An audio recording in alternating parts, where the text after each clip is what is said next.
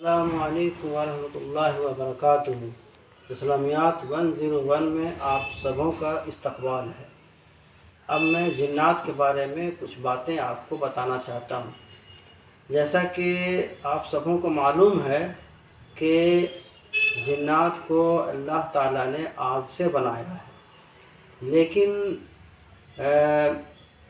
آگ سے بنایا تو کس دن بنایا؟ جیسے حضرت آدم علیہ السلام کے بارے میں تو سب کو پتہ ہے کہ آدم علیہ السلام کو اللہ نے مٹی سے بنایا تو جمعہ کے دن بنایا، تو جنات کو کس دن بنایا؟ تو روایتوں میں لکھا ہے کہ جنات کو اللہ رب العالمین نے جمعرات کے دن بنایا۔ آدم علیہ السلام کو جمعہ کے دن، فرشتوں کو بدھ کے دن اور جنات کو جمعرات کے دن بنایا۔ تو سب سے پہلے انسان جو ہے وہ حضرت آدم علیہ السلام ہے، جن کو اللہ نے مٹی سے بنایا۔ تو سب سے پہلا جن جس کو اللہ نے آگ سے بنایا اس کا نام ابو الجنات ہے۔ جب اللہ نے اس کو بنایا تو پھر اس سے اللہ نے اس کی خواہش پوچھی کہ تمہاری خواہش کیا ہے؟ تو ابو الجنات نے کہا کہ میری خواہش یہ ہے کہ میں سب کو دیکھوں اور مجھے کوئی نہ دیکھے۔ تو اللہ رب العالمین نے اس کی خواہش پوری کی، لہذا جنات سب کو دیکھتا ہے اور ہم لوگ اس کو نہیں دیکھتے۔ پھر جنات نے اپنی دوسری خواہش کا اظہار کیا کہ میری دوسری خواہش یہ ہے کہ جب جنات بوڑھے ہو جائیں تو اور موت کے قریب پہنچ جائیں تو بڑھاپے کی حالت میں اس کو موت نہ دی جائے، بلکہ اس کو پھر سے جوان کر دیا جائے اور جوانی کی حالت میں اس کو موت دی جائے۔ تو اس کی دوسری خواہش بھی پوری ہوئی۔ تو اللہ تعالیٰ نے یہ کیا کہ جنات جب بوڑھے ہو جاتے ہیں اور موت کے قریب پہنچ جاتے ہیں تو پھر ان کو جوانی کی طرف لوٹا دیا جاتا ہے، یعنی دوبارہ جوان بنا دیا جاتا ہے اور پھر اس کو موت دے دی جاتی ہے۔ یہ جنات کی ایک اہم خاص بات ہے۔ اور دوسری بات یہ کہ جنات جو ہے وہ سبھی لوگ جانتے ہیں کہ ہر شکل بنا سکتا ہے، لیکن یہ بہت کم لوگوں کو شاید معلوم ہوگا کہ وہ جس جانور کا بھی شکل بنانا چاہے تو اس کے لیے اس کو ایک کام کرنا پڑتا ہے۔ وہ کام یہ ہے کہ جیسے وہ بکری کی شکل بنانا چاہتا ہے تو وہ ایک کوئی لفظ ہے جس کو پڑھنا پڑتا ہے، تو اس لفظ کو کئی بار پڑھنے کے بعد وہ بکری کی شکل بنا سکتا ہے۔ اسی طرح سے اگر وہ سانپ بننا چاہتا ہے تو اس کے لیے کوئی دوسرا لفظ ہے جس کو پڑھنا پڑتا ہے۔ جب وہ جن پڑھ لیتا ہے تب وہ سانپ کی شکل بنا سکتا ہے۔ یہ مطلب یہ ہوا کہ جتنے بھی جانور ہیں جن کی وہ شکلیں بدل سکتا ہے، تو ہر جانور کے لیے الگ الگ لفظ ہے جس کو پڑھنے کے بعد ہی وہ اس کی شکل بنا سکتا ہے۔ یہ جن کی ایک جو ہے خاص بات ہے۔ اور بھی خاص بات یہ ہے کہ جن جو ہے وہ جنات جو ہے وہ ہم لوگ جو کھاتے پیتے ہیں تو ہم لوگوں کا خوراک سبھی لوگ جانتے ہیں کیا چیزیں ہیں، لیکن جنات کی خوراک جو ہے وہ حدیث کی کتابوں میں مسلم شریف، ترمذی شریف، ابو داؤد شریف، ابن ماجہ شریف وغیرہ اور دیگر حدیث کی کتابوں میں یہ ہے کہ جنات کی غذا اور خوراک جو ہے وہ لید ہے اور ہڈی ہے۔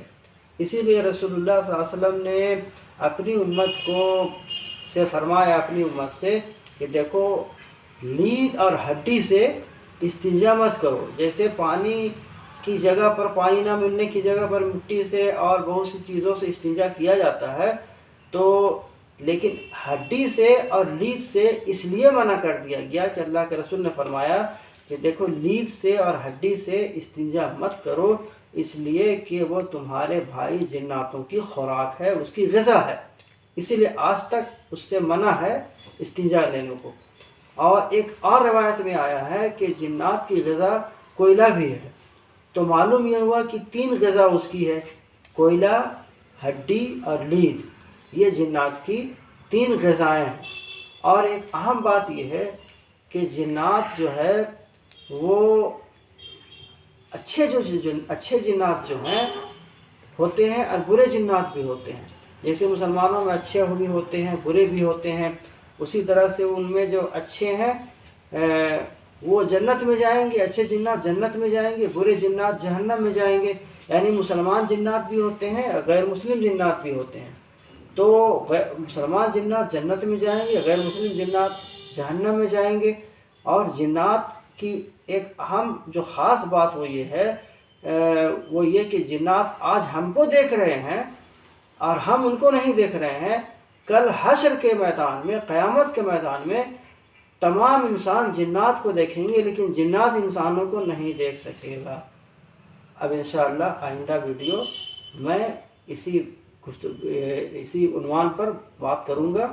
فقط والسلام۔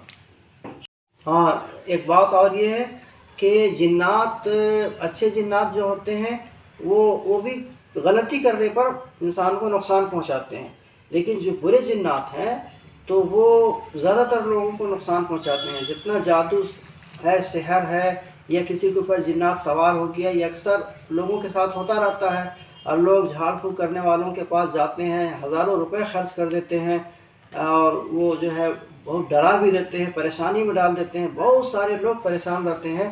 تو گھبرانے کی ضرورت نہیں ہے۔